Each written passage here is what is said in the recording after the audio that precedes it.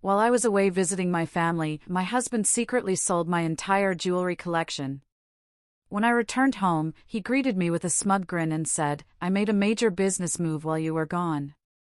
Curious, I asked what kind of investment he meant. He proudly replied, "I sold your jewelry, every single piece. It funded my empire." I couldn't help but burst out laughing, because the jewelry he sold. Michael greeted me with an overly casual "Helen, you're back," as I walked into the living room, a smug grin plastered across his face. Immediately, alarm bells rang in my head. I replied, carefully setting down my suitcase, a strange feeling in my gut. "What's with the smile?" "Oh, nothing," he said, waving his hand dismissively. Then, with a flourish, he added, "Well, I suppose you'll find out eventually. I made a major business move while you were away." I raised an eyebrow. "What kind of move?" He leaned back against the arm of the couch, his grin widening. "Your jewelry collection," he announced, his voice dripping with satisfaction. "I sold it. Every piece. And before you get upset, let me just say, you'll thank me later. Your jewels funded my empire." I froze, my heart pounding as his words sank in. My jewelry collection, years of curating, pieces handed down from my mother and grandmother, others bought with my own hard-earned money, gone. "What did you just say?" I asked, my voice barely a whisper. Michael laughed, completely misreading my tone. "I said I sold it, Helen. Do you know how much those diamonds were worth? Enough to jumpstart a venture that's going to put us on the map. It's brilliant, really. You should be proud." "Proud?" My hands clenched into fists as anger surged through me. "You had no right, Michael.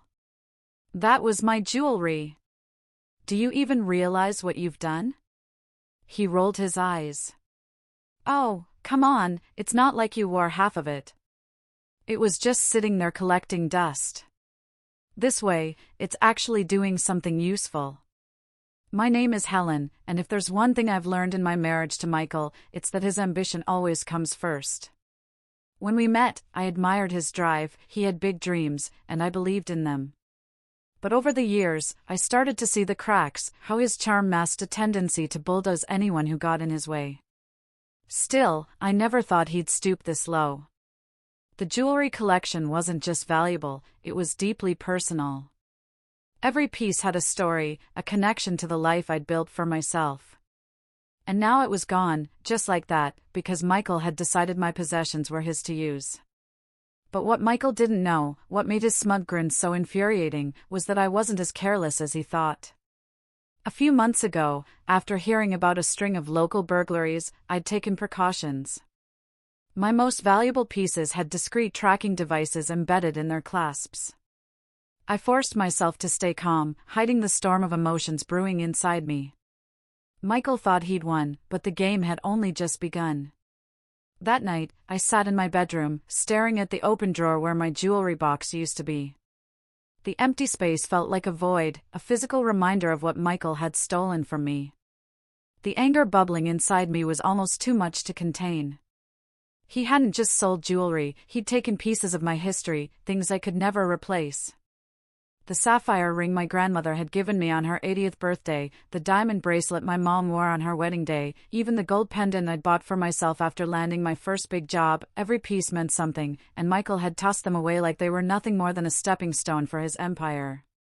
My fingers hovered over my phone. I wanted to call him out right then and there, scream at him, demand answers. But I knew better than to confront him when I was this angry. Instead, I opened the tracking app I'd installed months ago. The screen lit up with a map, little red dots scattered across the city. My breath caught as I realized they were still active.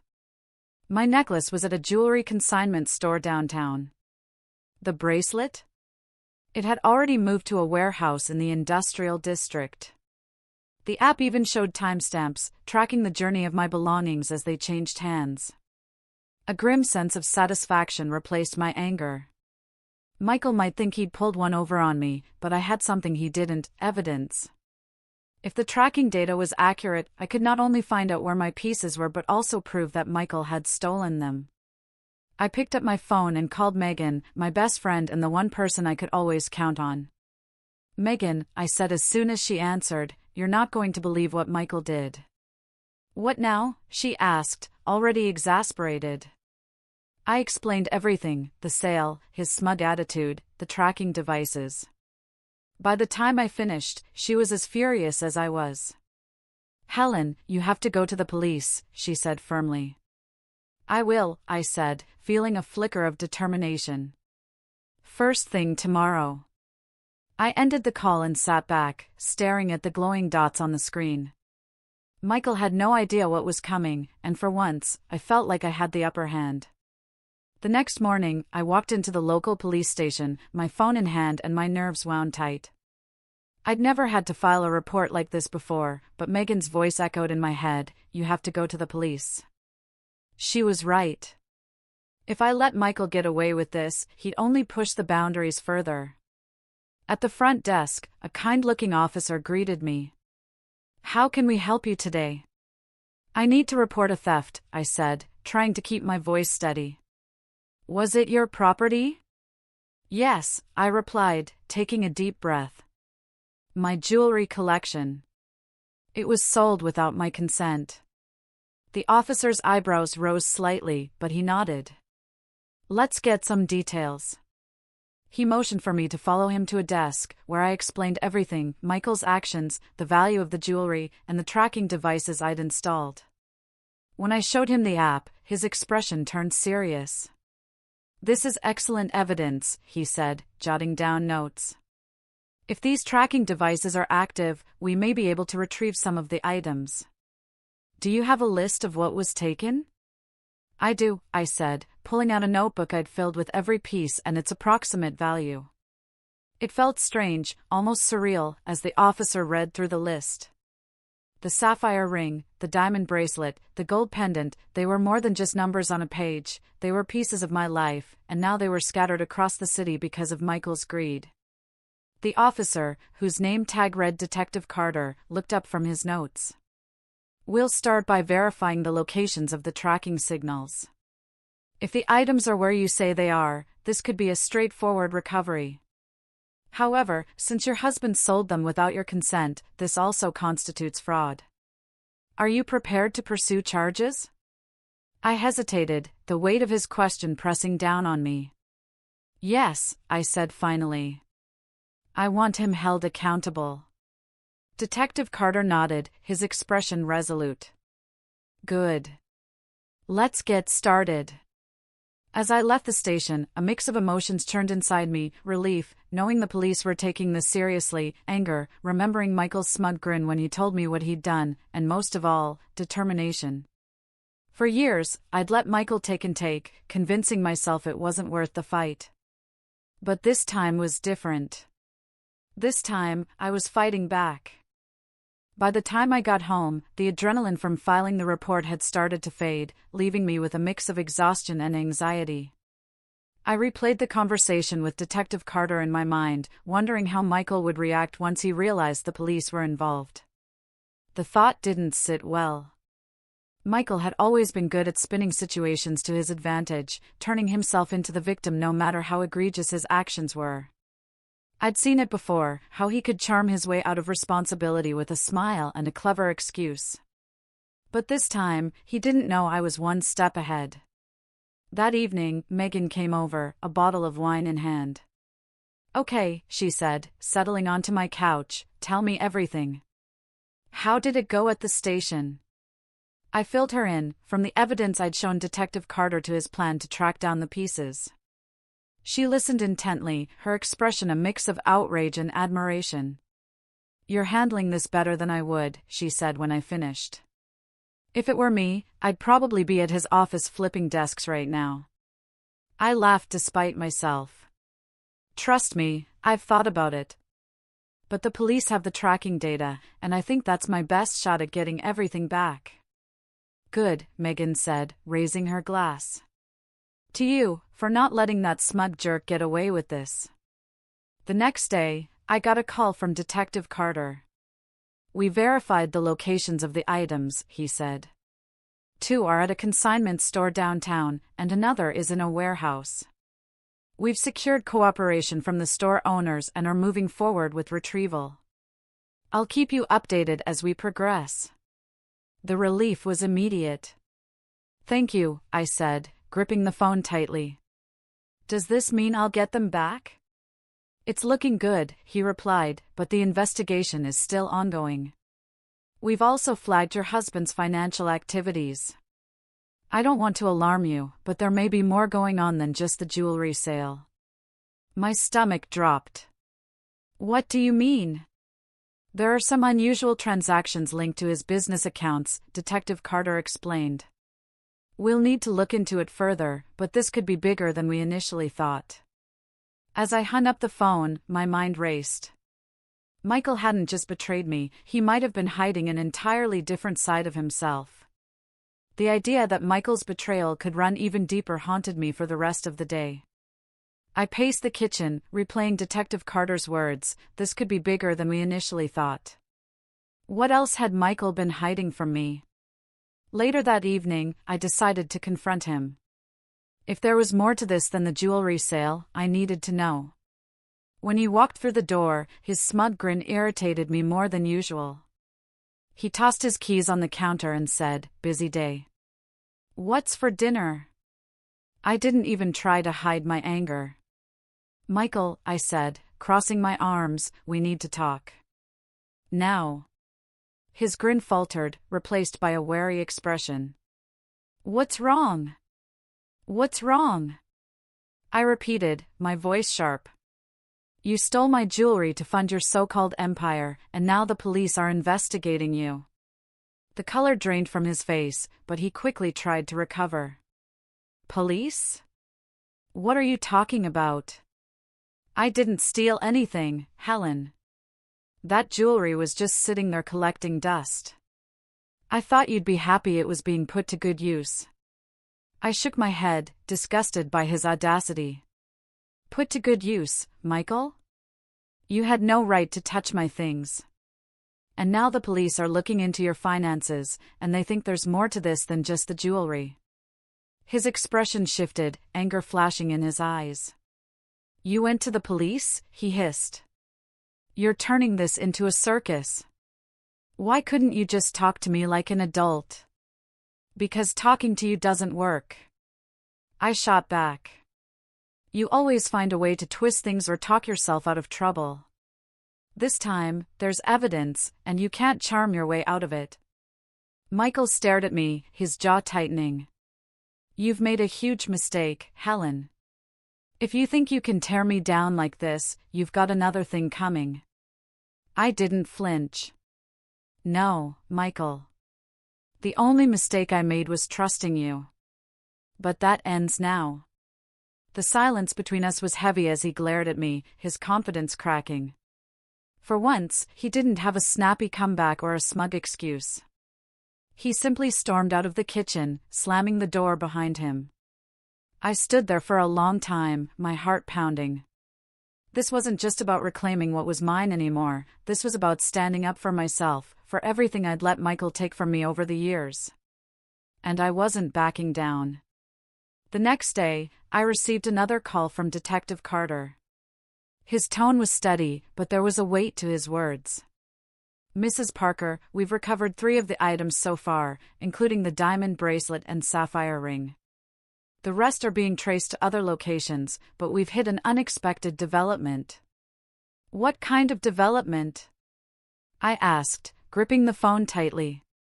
"We've uncovered financial transactions linked to your husband's business that suggest fraudulent activity," Detective Carter explained. "Some of these funds appear to overlap with the sale of your jewelry, but others involve external accounts that raise red flags. We're expanding the investigation."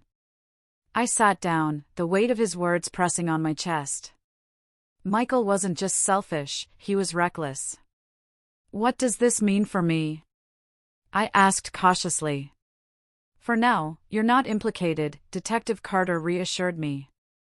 "But it's important that you remain cooperative and provide any additional information we request.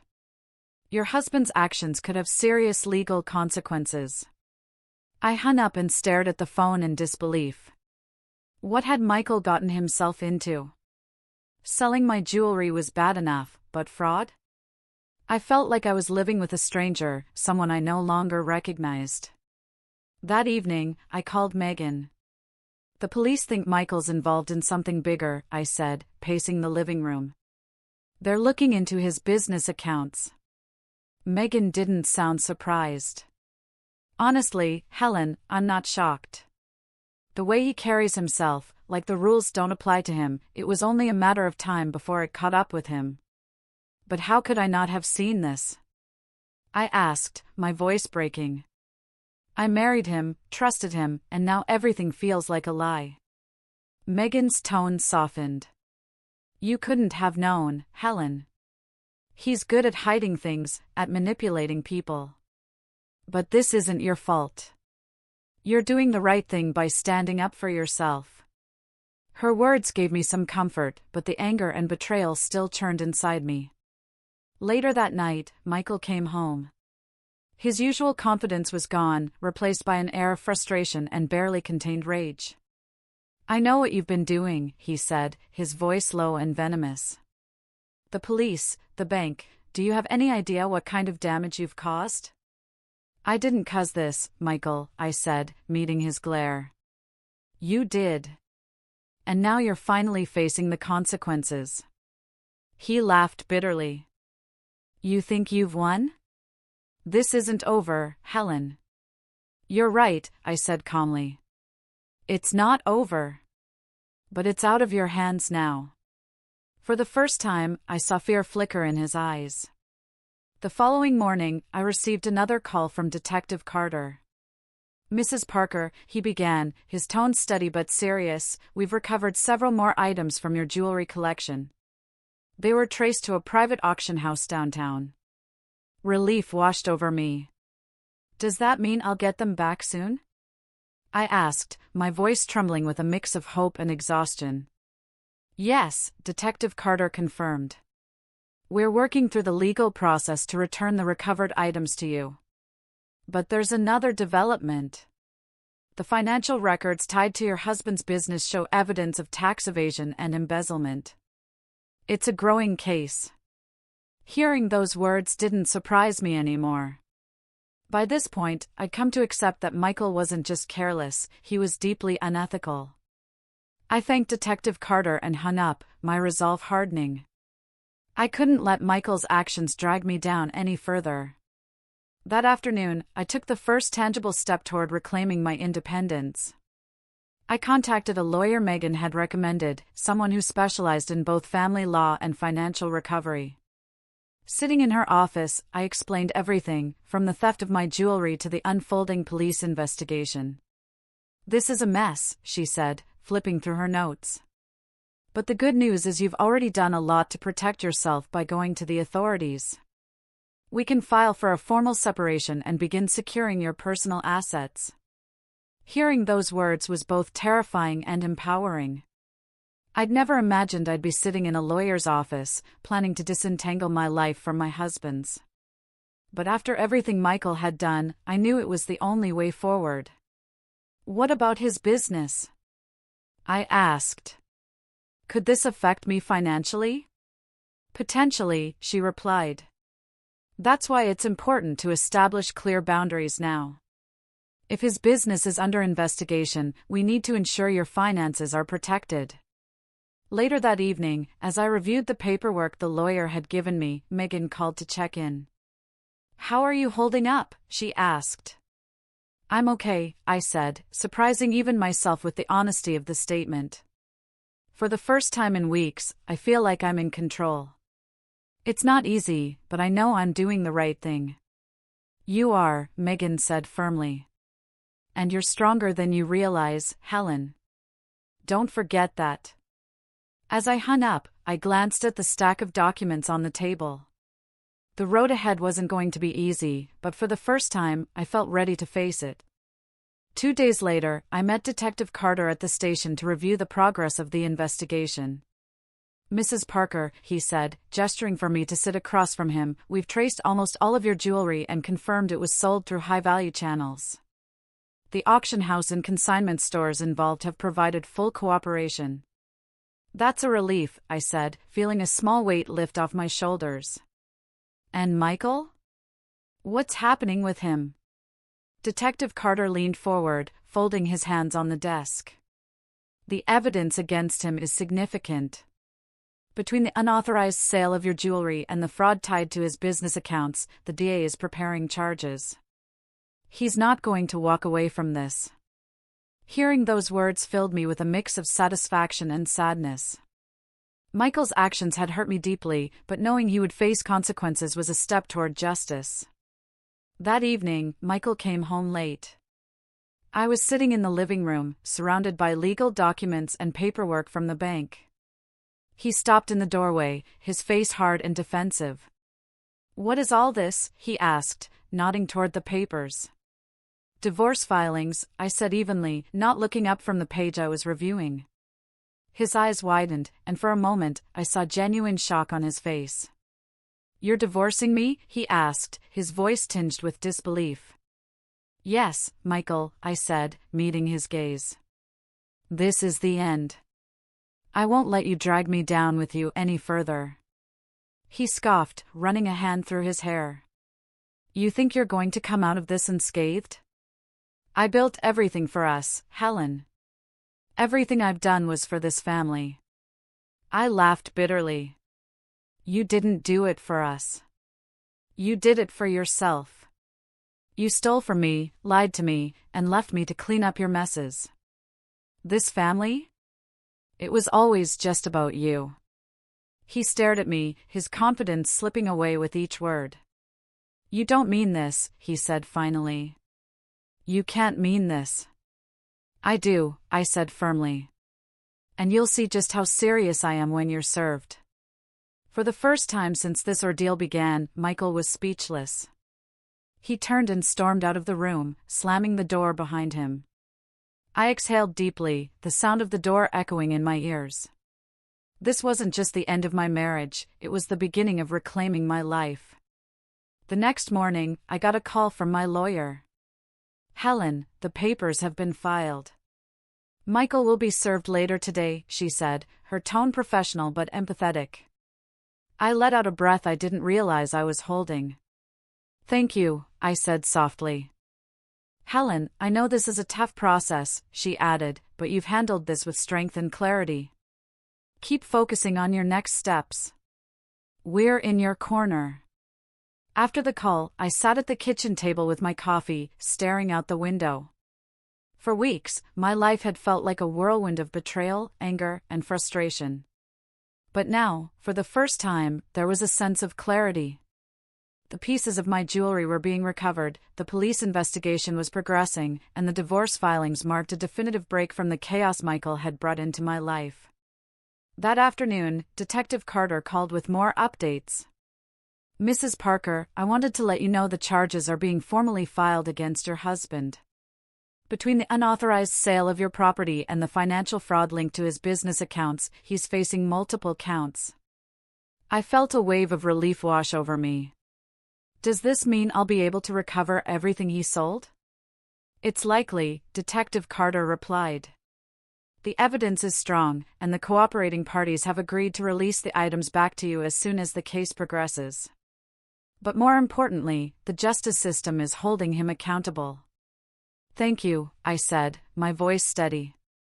When I hung up, I realized something profound. I wasn't angry anymore. I wasn't consumed by the betrayal or the need to make Michael pay. I was simply ready to move on. That evening, I met Megan for dinner. She raised her glass with a grin. "To Helen," she said, "the woman who didn't just survive, she thrived." I laughed, clinking my glass against hers. "I don't know if I'd call it thriving just yet, but I'll take it." Megan leaned in, her expression serious. "You're stronger than you think, Helen. You took control when it mattered most. Don't forget that." Her words stayed with me as I drove home that night. For years, I'd let Michael's ambition overshadow my own sense of self-worth. But now, as I looked ahead, I saw nothing but possibilities. A week later, I received a call from Detective Carter. "Mrs. Parker," he said, his tone lighter than before, "I wanted to let you know we've recovered all but one piece of your jewelry. The remaining item is still being traced, but the majority of your collection is ready for you to reclaim." Hearing those words felt like the final piece of a heavy burden being lifted off my shoulders. "Thank you, Detective," I said, relief evident in my voice. "I can't tell you how much this means to me." "We're just doing our job," he replied, "but if I may say, you've handled the situation with remarkable strength. Not everyone takes the steps you did." After the call, I made my way to the precinct to collect the recovered items. As I held the sapphire ring my grandmother had given me and the diamond bracelet from my mother, I felt a deep sense of closure. These weren't just pieces of jewelry, they were symbols of the life I'd worked so hard to preserve, now returned to me. The day Michael was formally charged, I received a curt message from him: "You really had to drag this out, didn't you? I hope you're happy now." I didn't respond.